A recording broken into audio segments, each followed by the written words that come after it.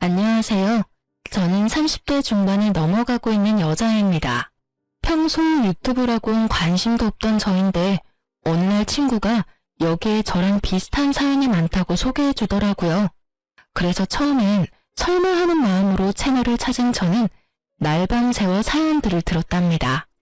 사연 하나하나에 많은 공감과 답답함, 그리고 통쾌함을 느끼며 피곤한 줄도 모르고 들었네요. 그러다 문득 내가 겪은 얘기도 사연으로 적어보고 싶다는 생각이 들었어요. 그래서 용기를 내 사연을 보내니 부족하더라도 많은 이해 부탁드리며 이야기를 시작해 볼게요. 저와 남편은 맞선으로 만난 사이였어요. 너 이번에 잘하고 와야 한다. 의사야 의사. 집은 좀 볼 거 없어도 직업이 좋잖니. 네 아빠 알지? 의사, 검사, 판사. 사자 사위 기다리는 거. 웬만큼 괜찮다 싶으면 그냥 결혼해. 네 나이도 곧 30 중반이야. 너 나이 더 먹으면 초혼자리는 힘들어 얘? 엄마의 지겨운 잔소리를 들으며 나간 낯선 자리. 기대라곤 눈꼽만큼도 하지 않았던 저입니다. 사실 무슨 기대감이 있겠어요? 조건 맞춰 하는 낯선, 그렇고 그런 대화나 하다 끝나겠구나 싶었어요. 그런데 기대가 너무 없었던 탓일까요? 생각보다 괜찮은 남편의 모습에 호감이 확 생기더군요. 좋은 예감 속에 시작된 맞선은 즐거웠어요. 대화도 잘 통하고요. 남편도 그렇게 느꼈는지 식사가 끝나고 가볍게 술 한잔 어떠냐고 묻더라고요. 전 좋다고 했고 남편은 저를 고급 와인바로 안내하더라고요.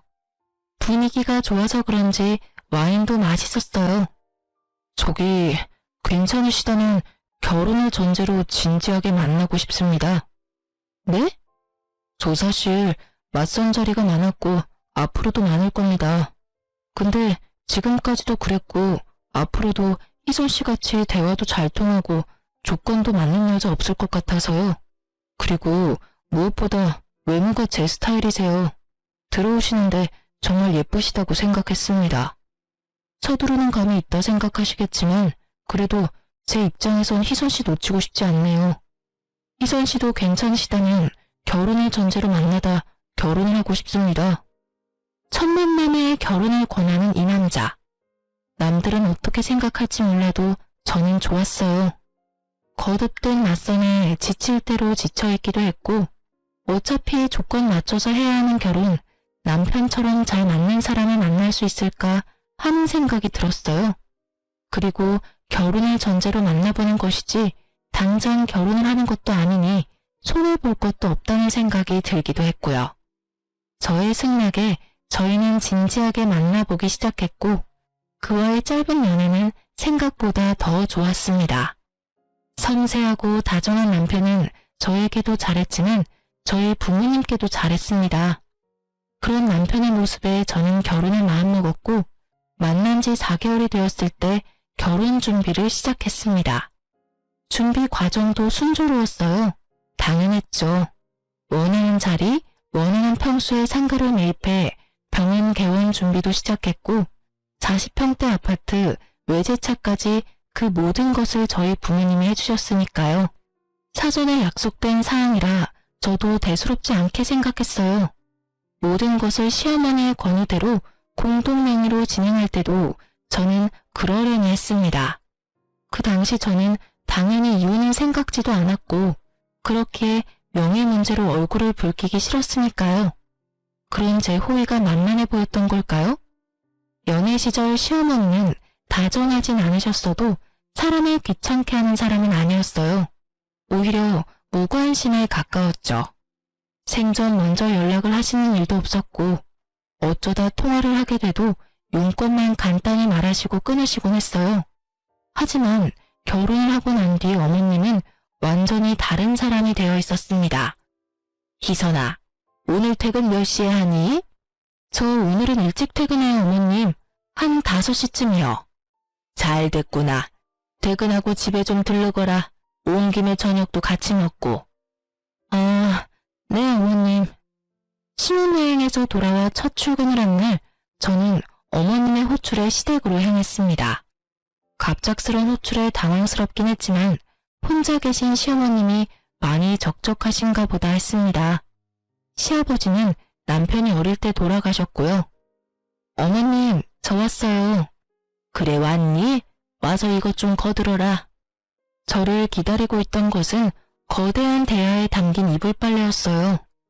대야가 얼마나 큰지 거짓말 못해서 욕조만 하더군요. 순간 친정에서도 해보지 않은 이불 빨래를 왜 내가 해야 하지? 하는 생각이 스쳤지만 일단 왔으니 시키는 대로 해보자는 생각이 들었어요. 시어머니 혼자 낑낑대며 이불을 밟고 계시는 모습이 안쓰럽기도 했고요. 그렇게 이불 빨래를 마치고 집으로 돌아왔어요. 저녁까지 먹고 가시길 원하는 눈치였지만 힘들어서 밥은커녕 그저 눕고 싶은 마음뿐이었거든요. 집으로 돌아온 저는 땀범벅이 된 몸을 빨리 씻고 침대에 누워 쉬고 있었어요. 마침 퇴근하고 돌아온 남편이 죽어가는 저를 보고 깜짝 놀라선 다가왔어요. 여보, 어디 아파? 얼굴이 왜 그래? 아, 오늘 너무 힘들었어. 오랜만에 출근해서 그래? 그러게, 이제 어린이집은 그만두라니까. 저는 당시에 10년차 어린이집 선생님이었어요. 어릴 때부터 어린이집 선생님이 꿈이었던 터라 대학도 유아교육과를 졸업했고 처음 취업을 한 어린이집에서 쭉 아이들을 보살피고 있었어요. 저는 제 직업에 대한 자긍심이 강했고 이제 편히 쉬길 원하는 남편의 권유에도 불구하고 전 일을 하고 있었어요. 일은 몸에 익어서 힘들 것도 없어. 가끔 정신이 힘든 거지. 그럼? 지금 당신 얼굴에 핏기 하나 없이 창백해. 오늘 어머님 댁에 불려가서 이불 빨래 엄청나게 해서 그래. 한 3시간은 안 쉬고 빨래만 밟았어. 뭐? 남편은 당장이라도 시어머님께 전화라도 할 요량으로 휴대전화를 꺼내들었고 전 필사적으로 말렸어요. 뭐하게? 어머님께 전화하게? 전화해서 앞으로는 그러지 말라고 해야지. 아, 됐어. 당신이 그러면 내가 뭐가 돼? 괜히 힘들게 일하고 욕까지 듣게 만들지 말고 다리나 좀 만져주라, 응? 어디? 여기? 거기. 저도 고단했지만 마찬가지로 고단했을 남편이 밤늦게까지 제 다리를 주물러주는 모습을 보니 역시 결혼하길 잘했다고 생각했어요. 그 뒤로도 시어머님은 적게는 일주일에 1번, 많게는 일주일에 4번을 저를 불러 장미를 시키더군요. 오로지 제 편인 남편이 있었지만 병원이 바빠지면서 코피까지 쏟으며 열심히 하는 남편에게 괜히 이런 일로 신경 쓰이게 만들고 싶지 않았어요. 그래서 저는 시댁으로 도우미를 불러들였어요. 나이 많으신 어머님이 스스로 하셔라 말할 수도 없는 노릇이고 그렇다고 저도 더는 식모짓을 하기 싫으니 어쩌겠어요. 그냥 일주일에 3번 일단 한 달 방문으로 예약하고 결제까지 끝내버렸어요. 이선아, 고맙다. 내가 며느리 덕분에 이런 호강을 다 누려보는구나. 집에 먼지 한 톨 없이 반짝반짝 아주 모델하우스가 다름없구나. 마음에 드신다니 다행이에요. 그럼 아범 시간 빌 때 한번 찾아뵐게요. 시어머님 반응도 나쁘지 않았고요. 저는 오랜만에 주어진 자유에 그간 쌓였던 피로를 풀며 아주 평화로운 시간을 보내고 있었어요. 하지만 그 평화는 오래가지 않았죠. 여보, 300만 원 결제, 이거 뭐야? 아, 그거? 어머님 댁에 도우미 보내드렸어. 한 달치 선불로 결제했거든. 뭐? 당신이 급한 일 있으면 쓰라고 준 카드로 결제했어. 어머님이 하루가 멀다고 불러서 이 일 저 일 시키시는데 도저히 안 되겠더라고. 그렇다고 전 못해요. 어머님이 다 하세요. 이럴 순 없잖아. 그래서 당신 카드로 결제했어. 어머니 당신 집에 쓴 돈인데 아까워? 아니요. 네, 저는 도우미분 급여를 남편 카드로 결제했어요. 친정의 돈이 많을 뿐이지 제 월급은 많지 않았고 시댁 일인데 굳이 제 쥐꼬리 같은 월급을 쓸 필요는 없잖아요. 이럴 때 쓰려고 코피 쏟아가면서 일하는 거 아니겠어요? 당황하는 남편을 보며 이건 좀 심한가? 하는 생각이 들었지만 시어머님의 행동으로 봤을 때 이대로 뒀다간 저를 종부리듯 부려먹을 것이 자명했기에 저는 더 당당하게 나가기로 했습니다. 다음날 남편에게 이러한 사실을 전해들은 시어머니가 노발대발하며 전화하셨더라고요. 예, 넌 생각이 있니 없니? 하나밖에 없는 내 의사 아들이 밤낮 없이 피땀 흘려 버는 돈으로 사람을 보내? 넌 친정에서 그렇게 가르쳤니? 남편 돈으로 사치하면서 그렇게 살라고 가르쳤어? 네, 어머님. 저희 친정에선 이렇게 가르쳤어요. 뭐? 저희 친정에선 작은 일에 괜히 힘들이지 말고 돈으로 해결할 수 있으면 돈으로 해결하는 것이 가장 현명하다. 이렇게 가르쳤어요. 그래서 전 가르친 대로 아범 돈으로 도움이 불러드렸고요. 어머님 말씀대로 하나밖에 없는 의사아들이 밤낮 없이 피땀 흘려 돈을 버는 이유가 뭐겠어요? 다 자기랑 자기 가족 잘 먹고 잘 살려고 그러는 거 아니겠어요? 자기야 좋은 차, 좋은 집, 병원 원장까지 됐으니 그 정도면 성공했고 나머진 어머님하고 저뿐인데 어머님은 집안일이 힘드시고 저는 그런 어머님을 돕느라 힘이 드니 어쩌겠어요?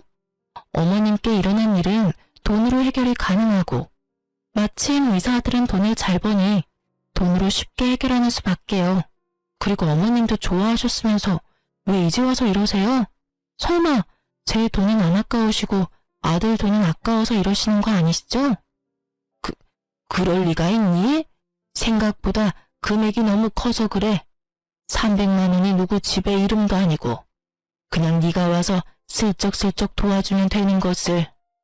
어머님, 슬쩍슬쩍 아니고요. 저 진짜 힘들었어요. 어머님도 힘드셔서 저 부르셨으면서.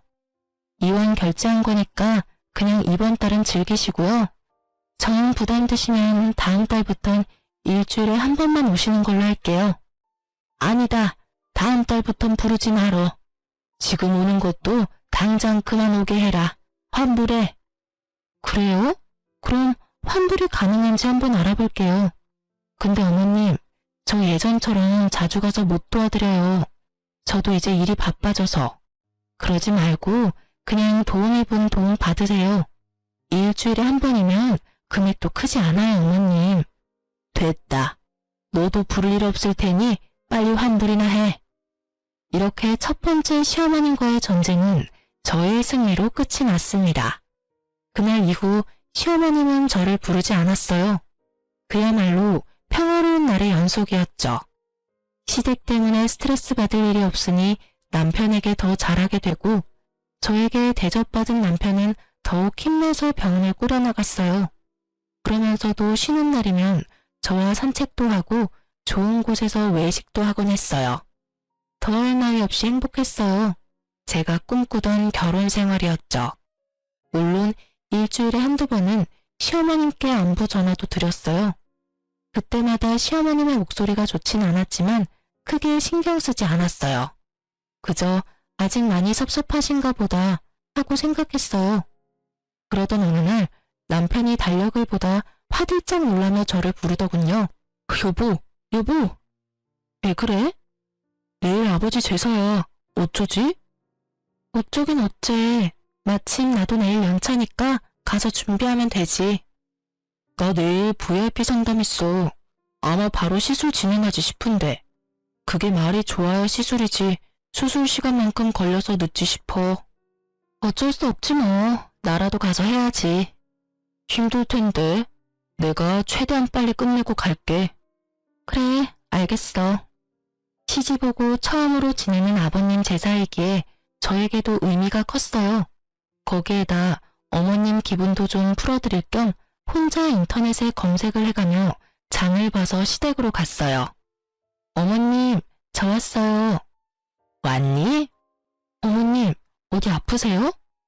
어머님은 마스크를 끼고 누워 계셨어요. 머리엔 젖은 수건도 한 장 올리시고요. 말할 기운도 없으셨는지 기침 소리를 내면서 말했죠. 몸살이 왔는지 안 아픈 곳이 없구나. 열도 나는 것 같고. 어머, 어떡해요. 병원 다녀오셨어요? 그럼 약도 얼마나 독한지 정신이 몽롱한 게 어지러워서 누워있었어. 약 기운이 퍼져서 그러는가 봐요. 한숨 주무세요. 음식은 제가 어떻게든 해볼게요. 네가 할 수 있겠니? 최선을 다해볼게요. 어제 남편과 통화할 때까지만 해도 멀쩡하던 사람이 갑자기 아프다니 의심쩍은 부분이 있었지만 본인이 아프다니 어쩌겠어요? 저는 얼른 음식을 준비하기 시작했어요. 처음 해보는 제사 음식이지만 침정에서 어깨너머로 본 것이 도움이 되더군요. 대충 순서는 알고 있으니 크게 우왕좌왕할 일도 없었고요. 그런데 계속해서 일어섰다 앉았다 해서 그런가 배가 자꾸 아프더라고요. 화장실 가고 싶은 배가 아니라 꼭 생리통같이 아랫배가 콕콕 쑤시는 느낌이요. 콕콕 쑤시던 배는 어느새 쿡쿡의 강도가 되었고 전 어떻게 음식을 다 만들었는지 모르겠어요. 어머님은 코를 골며 주무시다가 제가 음식을 다 만들고 뒷정리까지 마치니 그제야 자리에서 일어나셔서 제가 만든 음식을 둘러보시더라고요. 뭐 처음 치곤 잘했네. 우리 아들도 곧 온다고 하니 우리가 상을 차려놓자꾸나. 우리 아들 오면 바로 시작할 수 있게. 그렇게 전 어머님을 도와 제사상을 차렸어요. 차리는 와중에 집에 들어선 남편이 제 얼굴을 보고 화들짝 놀래더라고요. 여보, 어디 아파? 어? 왜? 얼굴에 핏기 하나 없어. 이러다 진짜 쓰러지겠다. 얼른 가서 좀 누워. 어머니는 이 사람 이렇게 될 때까지 뭐 하셨어요? 이 사람 얼굴 좀 보세요. 아까까진 괜찮았는데 갑자기 왜 그러니 너? 사실 아까부터 배가 좀 아파서요. 나머지 좀 부탁해. 나 당신 방 가서 좀 누워있을게. 걱정하지 말고 얼른 가서 쉬어. 저는 시어머님의 궁시렁대는 소리가 들려왔지만 그 말에 신경 쓸 겨를이 없었어요. 점점 고통이 심해지고 있었거든요. 전 총각된 남편이 쓰던 방으로 가 침대에 몸을 뉘었어요. 곧 괜찮아지겠지 했던 고통은 점점 심해지고 견딜 수 없는 고통에 앓는 소리가 입 밖으로 절로 튀어나오더라고요. 어느새 제사를 끝낸 남편이 제 곁으로 와서 걱정스러운 눈빛으로 저를 보고 있었어요. 여보, 괜찮아? 아니, 안 괜찮아. 다 끝났지? 얼른 병원 가자. 나 진짜 죽을 것만 같아. 더는 못 참겠다며 몸을 일으키는 순간 아래쪽에서 울컥한 느낌과 함께 참을 수 없는 고통이 느껴졌어요. 여보, 왜 그래?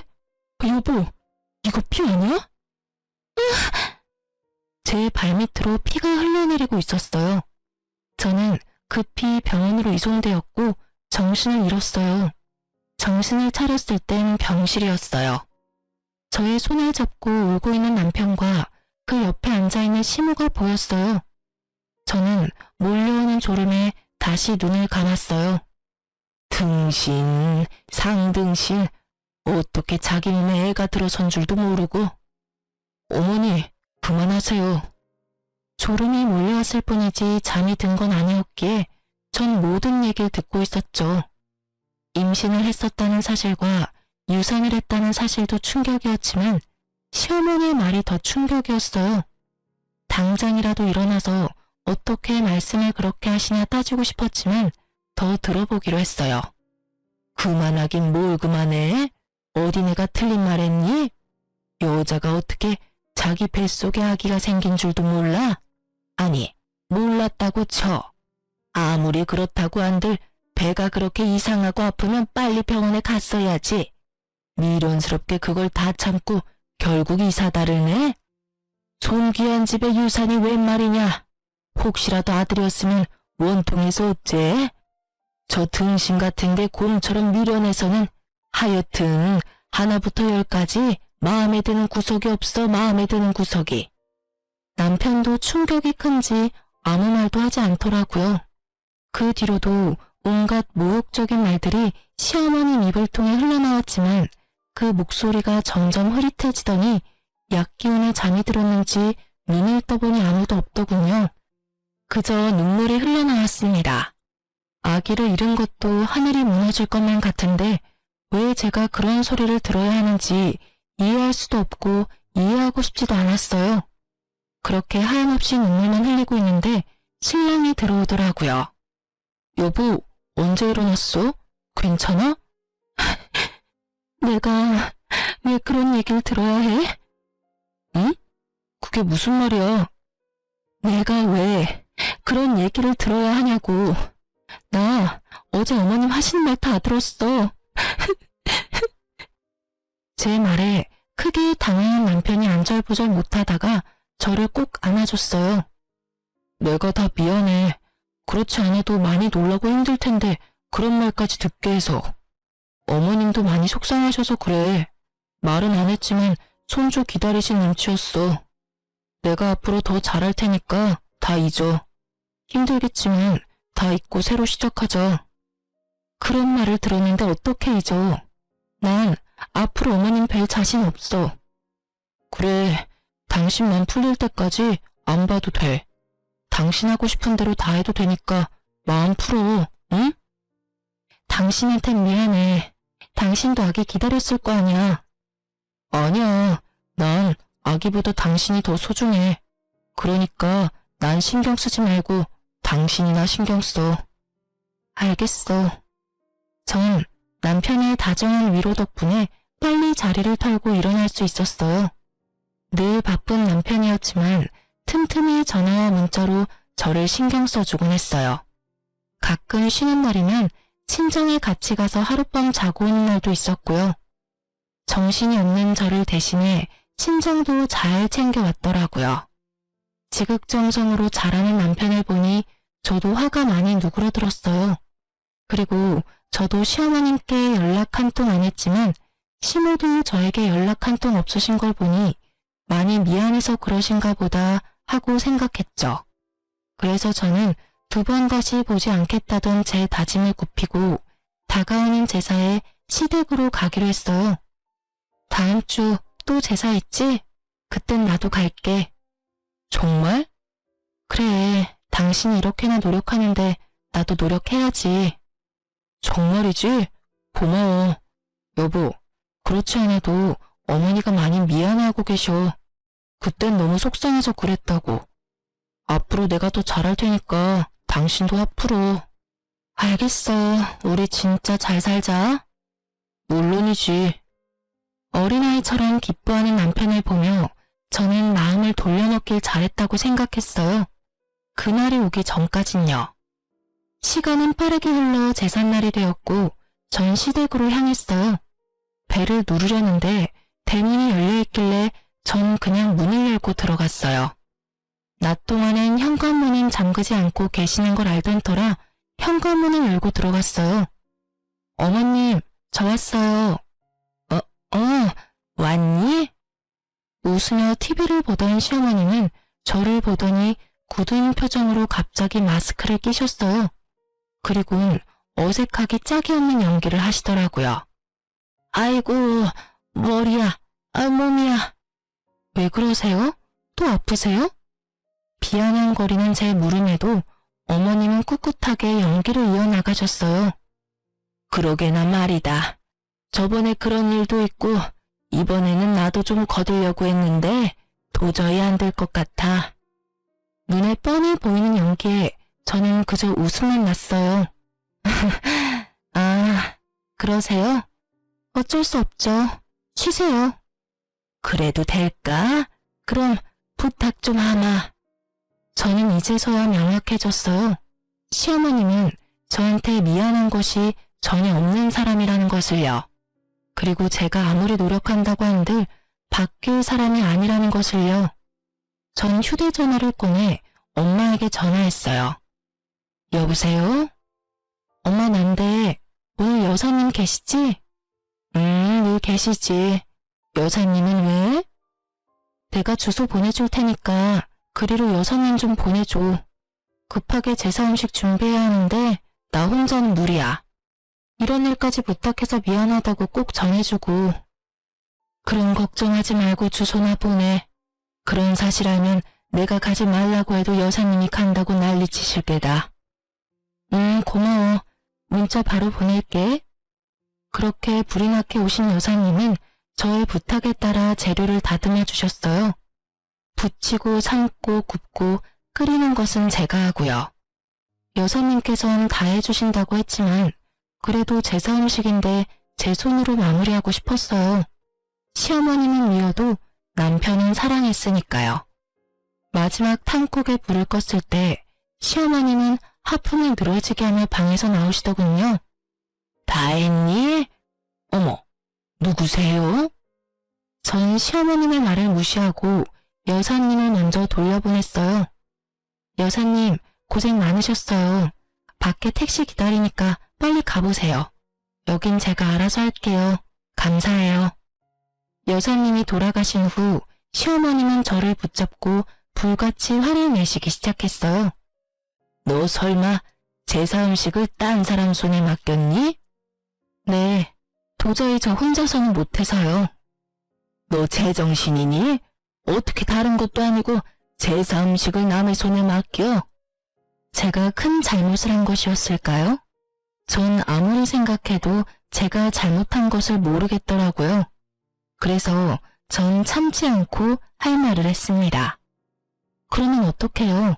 어머님은 너무 편찮으셔서 손가락 하나 까딱하실 힘도 없으시고 저도 유산하고 망가진 몸이 아직 돌아오지도 않았어요. 그렇다고 제사를 미룰 수도 없는 노릇이니까요. 하나부터 열까지 다 여사님께서 다 해주신다는 거 그건 아닌 것 같아서 재료 손질만 부탁드렸어요. 그것도 그렇게 큰 잘못인가요? 밉다고 하니까 미운 짓만 골라서 하는구나. 막말로 아까 그 아줌마가 재료만 손질해줬는지 아닌지 내가 어떻게 아니? 그리고 유산한 게 자랑이니? 그리고 유산을 왜 하니 도대체? 유산을 왜 하냐니? 어머님, 진짜 모르셔서 하신 말씀이세요? 그래? 난 정말 모르겠구나. 네가 무리했다면 뭐 얼마나 했다고. 말이 나왔으니까 하는 말인데 우리 때는 그보다 더한 일하고도 애만 잘 나왔다. 너 몸에 무슨 문제라도 있는 거 아니니? 아니지. 몸보다는 머리에 문제가 있을 수도 있겠구나. 그러니까 애가 떨어지는데도 모르고 등신같이 그러고 있지. 부하하니 가정교육도 엉망에다가 직업도 별로야. 그렇다고 성격이 좋아서 고분고분한 맛이라도 있길 하나.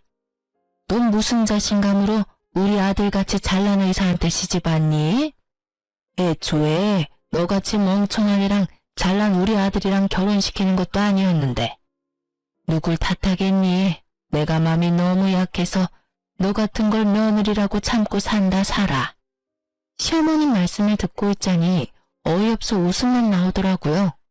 무슨 부귀영화를 누리겠다고 아직 좋지도 않은 몸을 이끌고 와서 여사님께 민폐까지 끼쳐가는 음식을 해댔는지 참 시어머님 말처럼 제가 등신이었더라고요. 그래서 전 더는 등신같이 굴지 않기 위해 제가 만든 음식을 큰 통에 다 담았어요. 너 뭐하니? 어머님 말씀대로 제가 참 등신이었네요. 그래서 이제 그렇게 안 살려고요. 이 음식은 제가 다 가져갈게요. 어머님 말씀대로 누가 만들었는지 알지도 못하는 음식 제사상에 올릴 수 없잖아요. 이건 제가 다 가져갈 테니까 음식 준비는 어머님이 알아서 하세요. 뭐라고? 그리고 이 등신 같은 미련한 며느리는 이만 가볼게요. 전 어머님이 절 이렇게나 미워하고 싫어하시는 줄 모르고 어렵게 마음 돌려왔는데 이제 그딴 짓 하지 않으려고요. 앞으로는 무슨 일이 있어도 찾아오는 일 없을 테니 저한테 연락하지 마세요. 그럼 가볼게요. 저는 그 길로 시댁에서 나와버렸습니다. 뒷좌석에 음식을 싣고 시동을 걸려는 순간 남편에게 전화가 왔어요. 응, 여보. 여보, 어쩌지? 나 오늘 못 갈 것 같아. 응? 당신 할아버지 제사인데 당신이 못 오면 어째? 나 오늘 중요한 VIP 수술 있는데 깜빡했지 뭐야? 어쩌지? 나도 지금 어머님이랑 한바탕 하고 나오는 길이란 말이야. 나도 모르겠으니까 어머님께 전화해. 전화를 끊은 저는 친정으로 가려다 집으로 향했어요. 남편도 못 온다고 하니 간소하게라도 제사를 지내려고요. 제사 그게 뭐라고. 지금 생각하면 저 자신이 참 한심한데 그땐 최소한의 도리라도 하고 싶었어요. 그렇게 저는 집으로 돌아와 혼자 제사를 지내고 잠이 들었어요. 아침에 일어나 보니 당연히 옆에서 자고 있어야 할 남편이 없더라고요. 휴대전화를 확인하니 남편에게 문자가 와 있었어요. 나 수술 이제 끝나서 병원에서 잠시 눈 붙이고 바로 진료 시작하려고. 미안해. 문자 온 시간을 보니 새벽 4시가 넘은 시간. 밤새워 고생했을 남편을 생각하니 안쓰럽더군요. 참 바보 같은 생각이었죠. 왜 의심조차 하지 않았을까요? 아무리 개인 병원이고 VIP 손님이더라도 성형외과에서 그 시간까지 수술할 리가 없는데. 하여튼 전 고생하는 남편을 위해 몸에 좋다는 걸 구해다 열심히도 챙겨 먹였어요. 유산 이후 쉬던 터라 시간이 많기도 했고 시어머니와 그렇게 끝내버린 것이 남편에게 내심 미안하기도 했거든요. 그런데 남편은 점점 바빠졌고 외박하는 날이 잦아졌어요. 여보, 왜 이렇게 외박이 잦아? 아, 우리 병원 이제 야간 근무도 해. 이게 보니까 야간에 시술을 원하는 환자가 많더라고. 미리 말한다는 게 정신이 없어서 깜빡했네. 미안해. 아, 그렇구나. 우리 여보가 고생이 많네. 어머님 일은 됐어. 당신은 이제 어머니한테 신경 쓰지 마. 두 사람 만났다면 싸우니까 나도 곤란하고 힘들었는데 차라리 잘 됐다고 생각하자. 그냥 당신은 당신 몸 잘 추스르고 친정에 신경 더 써드려. 알겠어. 오늘도 늦어? 아마 못 들어올 거야. 페이닥터라도 구하고 싶은데 아직 그 정도까진 무리라서 한동안은 내가 다 해야 할 것 같아. 고생해. 외박이 잦아지니 저도 의심이 되긴 했지만 병원 때문이라 하니 그런 줄만 알았어요. 집에 와서 잠만 자고 나가는 날들이 많아지고 가끔 집에서 쉬는 날에도 잠만 자더라고요. 대화는 사라지고 남편의 다정한 모습은 점점 사라졌어요. 아니, 사라졌을 뿐 아니라 변해갔어요.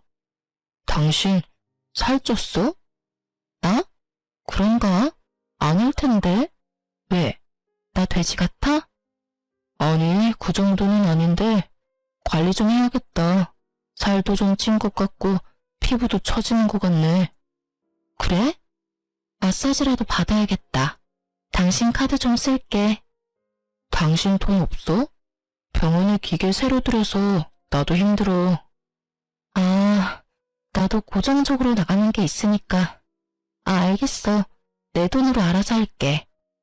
일을 쉬고 있으니 수입은 없는데 생활비부터 시댁 용돈까지 다 제 통장에서 나가니까 순식간에 통장 잔액이 비더라고요. 결혼 초반엔 신랑도 수입이 일정치 않았으니 제가 모든 걸 맡아서 해결했었거든요. 아무것도 모르는 남편이 그런 식으로 말하니 섭섭하긴 했지만 남편도 오죽 힘들면 저럴까. 그렇게 남편을 이해하려 했었어요. 그러던 어느 날 엄마에게 전화가 왔어요. 엄마. 요새 박서방 무슨 일 있니? 왜? 무슨 일이라니? 요즘 통 연락도 없고 해서 내가 전화했더니 받지도 않고 혹시나 무슨 일 있나 해서. 아, 요즘 야간 진료도 혼자 도맡아 하느라고 바빠서 그런가 봐. 나도 요즘 얼굴 보기 힘들어. 그랬구나. 어쩐지. 2주에 한 번은 꼭 네 아빠랑 박서방이랑 낚시 다녔는데 요즘은 연락도 없더라고. 네 아빠 내심 섭섭한 눈치였는데 내가 말해줘야겠네. 사위 요즘 엄청 바빠서 그렇다고. 하여튼 네가 병원으로 옷도 좀 챙겨가고 해. 박서방 힘들겠다. 그렇지 않아도 오늘 가보려고 했어. 이틀째 못 들어오고 있어서 옷이라도 주고 오려고. 그래, 너도 몸 잘 챙기고. 사실 그때 어렴풋이 느꼈던 것 같아요.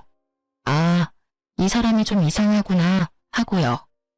엄마와의 통화가 끝나고 전 미리 챙겨두었던 남편의 옷가지들을 가지고 병원으로 향했어요.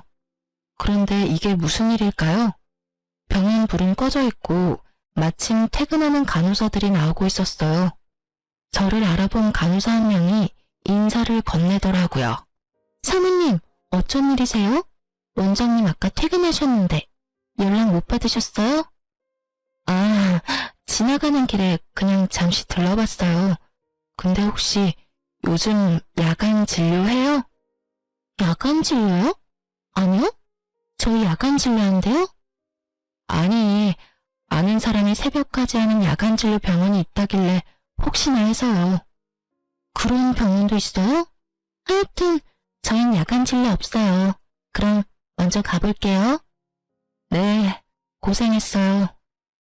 태연한 제 목소리와는 달리 분노에 가득 찬 제 주먹은 부들부들 떨리고 있었어요.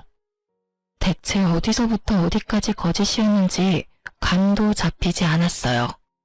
머릿속엔 온갖 더러운 상상들이 뒤섞이며 집까지 어떻게 온 줄도 모르겠더라고요. 그저 정신을 차려보니 남편은 침대에서 자고 있고 전 남편의 휴대전화를 보고 있었어요. 다행히 비밀번호는 바뀌지 않았더라고요. 업무적인 문자들 사이 유난히 눈에 띄는 문자가 있었어요. 하 사장님. 그녀와 주고받은 문자를 보는데 눈물이 흘러나왔어요. 보고 싶다, 사랑한다, 어젯밤 너무 좋았다 등등. 사랑하는 연인들이 나눌 법한 내용이었어요. 내용보다 더 기가 막힌 건 문자를 주고받은 날짜였어요. 처음 사적인 문자를 주고받은 건 아버님의 제삿날, 즉 제가 임신한 줄도 모르고 혼자 제사상을 차리다 불쌍한 아기를 하늘나라로 보낸 날이었어요. 그날부터 두 사람의 사적인 문자가 시작되었더라고요. 처음은 정말 환자와 의사 사이에 주고받을 수 있는 간단한 인사치레였어요. 하지만 점점 애정이 묻어나기 시작하더니 결국 사랑한다는 말이 오가더라고요. 그 기점이 할아버지의 제삿날이더라고요. 다른 여자랑 침대에서 그딴 더러운 짓이나 하는 줄도 모르고 전 땀 뻘뻘 흘려가며 제사상이나 차렸다고 생각하니 피가 거꾸로 솟았어요. 전 하 사장의 번호를 적어두고 주고받은 문자를 동영상으로 촬영했어요. 혹시 모르는 상황을 위해 증거를 남겨야 했으니까요. 그리고 세상 모르고 자는 남편을 깨웠어요. 일어나. 일어나라고. 뭐야.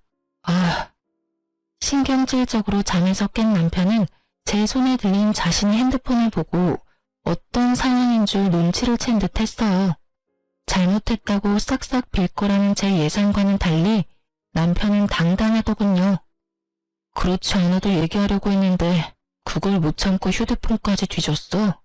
그래, 맞아. 나 다른 사람 생겼어. 우리 이혼하자. 뭐? 당신, 뭐가 그렇게 당당해? 이혼? 그게 당신 입에서 나올 말이야? 최소한 미안하다는 말이라도 해야 하는 거 아니야? 그래. 미안해. 그러니까 이혼하자. 한숨을 내쉬며 마지못해 사과하는 남편을 보며 참을 수 없는 분노를 느낀 저는 있는 힘껏 남편의 뺨을 내리쳤어요. 이제 됐지? 일단 나 오늘은 나가서 잘게. 흥분 좀 가라앉히면 연락해. 한 대 맞아줬으니 만족하냐는 표정의 남편은 그대로 집을 나가버렸습니다. 그야말로 억장이 무너진다는 것이 이런 심정이었을까요? 전 그대로 자리에 주저앉아 남편이 나간 문을 보며 울었어요. 소리도 질렀다가 숨죽여 흐느끼다가 문득 그러고 있는 제가 한심히 웃었다가 그렇게 미쳐가다 보니 해가 떠오르더라고요. 붉게 빛을 내며 뜨는 해를 보니 제가 처한 상황이 실감이 나며 정신이 번쩍 들었어요.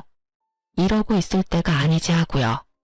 일단 전 시어머님께 해주던 금전적인 지원을 다 끊었어요. 마침 한 달치 용돈을 드리던 날이었는데 자동이체를 취소했어요. 돈이 들어올 때가 됐는데 들어오지 않으니 시모한테서 전화가 계속해서 오더라고요. 계속 울리던 전화가 잠잠하다 싶더니 집으로 직접 찾아오셨더라고요. 비밀번호는 어떻게 알았는지 당당하게 문까지 열고 저를 노려보고 계셨어요. 남편이고 시어머님이고 뭐가 저리 당당한지 헛웃음이 나더라고요. 너 지금 웃니? 울 순 없어서요. 무슨 일이세요? 너 왜 전화 안 받니? 그리고 돈은 왜 안 붙이니? 오늘 돈 붙이는 날인 거 잊었니? 시댁에 할 도리를 못하면 돈이라도 제때 보내야 할 거 아니냐? 어머님, 저한테 돈 맡겨두셨어요? 그게 왜 네 돈이야? 엄연히 내 아들 돈이지. 아니요. 이때껏 어머님 드린 용돈, 그거 제 돈으로 드린 거였어요. 어찌 되었든 그 돈이 그 돈 아니니. 됐고, 얼른 돈이나 붙이거라. 제가 왜요? 저 돈 없어요. 저의 태도에 시어머님은 노발대발 저한테 화를 내더라고요. 저는 그러든가 말든가 남편에게 전화를 걸어 얼른 집으로 오라고 했죠. 시어머님은 그런 저를 보며 더욱 언성을 높이며 호통을 쳐댔지만 전 아무런 대꾸도 하지 않고 그저 보고만 있었어요. 근처에 있었는지 남편이 빨리도 왔더라고요. 당신 어머님 좀 데리고 가줄래? 나한테 돈 내놓으라고 하는데 내가 참 어이가 없어서. 내가 당신 집안 ATM 기기야? 왜 나한테 와서 돈을 달래? 어머니, 가세요. 저년 저거 말하는 꼴 좀 봐라. 아들 너 진짜 저딴 년이랑 살아야겠니? 참나. 당신도 들었지? 내가 이딴 취급까지 받았는데 순순히 이혼해 줄 것 같아? 이혼? 이혼이라니 무슨 말이니? 나가서 말씀드릴 테니 얼른 나오세요. 다시는 찾아오지도 마시고요. 얼른 모시고 가. 이 이상 선 넘으면 죽을 때까지 이혼 안 해줄 테니까 그렇게 알고. 저의 협박과도 같은 으름장에 남편은 시어머님을 끌고 가다시피 데리고 나갔어요. 저는 다시 정신을 차리고 적어두었던 내연녀의 번호를 찾아 전화를 걸었어요. 저의 전화를 받은 그 여자는 많이 당황하더라고요. 저 역시 당황스러웠어요. 알고 보니 이 여자 엄청난 재력가더라고요. 남편이 당당한 것엔 이유가 있었어요. 거기에다 남편이 이미 이혼을 마친 돌싱남으로 알고 있었어요. 산 넘어 산이라더니. 남편의 거짓말은 어디까지일까요? 제가 알던 남편은 대체 누구였던 걸까요? 전 온몸에 소름이 끼치더라고요. 그러면서 묘수가 떠올랐어요. 그날 저녁 저의 호출에 남편이 집으로 왔어요. 당신 이미 이혼했다고 거짓말했다며? 당신이 그걸 어떻게... 설마 그 여자랑 통화했어? 그럼 내가 그 문자도 다 봤는데 전화번호도 안 적어뒀을 거라 생각했어? 미쳤어? 그 사람한테 뭐라고 했어? 설마 다 말한 건 아니지? 미치긴 당신이 미쳤네. 아직도 상황 판단이 안 돼? 어디서 큰 소리야? 무릎 꿇고 빌어도 될까 말까 하는 상황에. 원하는 게 뭐야? 집, 차, 병원, 결혼할 때 우리 집에서 해줬던 모든 거 다 내 명의로 바꿔. 병원은 그냥 당신이 나한테 비싸게 사. 어차피 의사질은 계속 해야 할 거 아니야. 그리고 위자료도 내놔. 이때까지 내가 당신 집에 지원했던 생활비까지 다 포함해서. 뭐? 그 여자도 돈 많은 것 같은데? 괜한 작은 거에 미련 가지다 큰 거 놓치지 말고 그냥 다 내려놓고 그 여자한테로 가. 따져보면 손해보는 짓은 아닐 텐데. 진짜 그렇게 해주면 이혼해 줄 거야? 그래, 그까짓 이혼해 줄 테니 내가 원하는 대로 다 해. 그래, 알겠어. 남편이 돌아간 후 저는 기쁨을 주체할 수가 없었어요. 남편의 외도를 알게 된 후 변호사 친구와 만나 상담을 했었어요. 변호사 친구의 말이 위자료는 당연히 받을 수 있는 상황이지만 나머지는 힘들다고 했었거든요. 집, 차, 병원 등 공동 명의인 것이 문제였어요. 하지만 전 단 1원도 주고 싶지 않았고 뾰족한 방법이 없었는데 이렇게 쉽게 일이 풀리다니. 마음은 많이 아팠지만 저런 남자와 빨리 이혼하게 된 것도 재산도 다 찾아올 수 있게 된 것도 하늘이 돕는다고 생각하니 웃음이 나더라고요. 그렇게 저의 이혼은 척척 빠르게 진행되었습니다. 유예기간 한 달 동안 전 저보다 더 속상해하시는 부모님을 모시고 여행도 다녀오고 바쁘게 지냈어요. 드디어 기다리고 기다리던 이혼 의사 확인서를 받아 구청에 제출하고 비로소 이혼이 확정되었어요. 이렇게 끝일까요? 아닙니다. 저는 친구에게 전화를 걸어 저의 마지막 복수를 향해 약속 장소로 향했습니다. 약속 장소에 도착하니 제 친구와 결혼을 약속한 남자가 함께 있더라고요. 저는 오랜만에 한껏 꾸민 모습을 뽐내며 친구 커플의 맞은편에 앉았어요. 그리고 천천히 고개를 들어 친구와 친구의 예비 신랑을 보았어요. 당신 어떻게... 자기야, 희선이랑 아는 사이야? 그래요. 친구의 예비 신랑은 저와 오늘 이혼한 저의 전 남편이었어요. 귀신이라도 본 사람처럼 얼굴이 백지장이 된 전 남편과 그런 전 남편을 보며 웃고 있는 친구와 나. 그 짜릿함이 아직도 생생하네요. 어떻게 된 일이냐고요? 내연 영화의 통화를 위해 전화를 건 저는 전화번호의 주인이 제 친구라는 것을 알게 됐어요. 그러면서 며칠 전 친구가 사랑하는 남자가 생겼다고 돌싱인데 너무 좋은 사람이라며 결혼하고 싶다고 했던 말이 떠올랐어요. 모든 사실을 안 저는 친구와 통화를 하며 모든 사실을 말해주었고 저희 두 사람은 남편에게 복수하기 위해 계획을 세웠던 거죠. 아니, 아는 사람이랑 많이 닮아서 처음 뵙겠습니다. 어색한 연기를 선보이며 애써 상황을 모면해보려는 전 남편을 보며 저는 소리내서 웃었고 친구는 와인잔에 술을 가득 담아 전 남편의 머리 위에 주르륵 부어버렸어요. 저기요, 이게 무슨 짓이야? 처음 뵙겠습니다. 웃기고 있네. 너 나한테 사기친 거야. 알고는 있니? 확 신고하려다가 그러기엔 내 시간이 아까워서 이 정도라고 끝내는 거니까 다시는 희선이나 내 앞에 얼쩡거리지 마. 알겠어? 친구의 말에 전 남편은 상황 판단이 다 된 듯 무슨 말을 하려 했지만 제 친구는 그럴 틈을 주지 않았죠. 뭐하고 있어? 얼른 안 꺼져? 지금이라도 신고해줄까? 친구의 협박에 전 남편은 서둘러 자리를 피하더군요.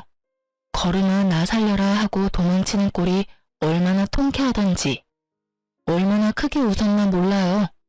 그렇게 저와 제 친구는 인생을 다 말아먹을 뻔했던 똥차를 보내고 잘 살고 있어요. 어느 날 병원 근처에 볼 일이 있어 지나치는데 간판을 내리고 있더라고요. 무슨 일인가 물어보니 망했더라고요.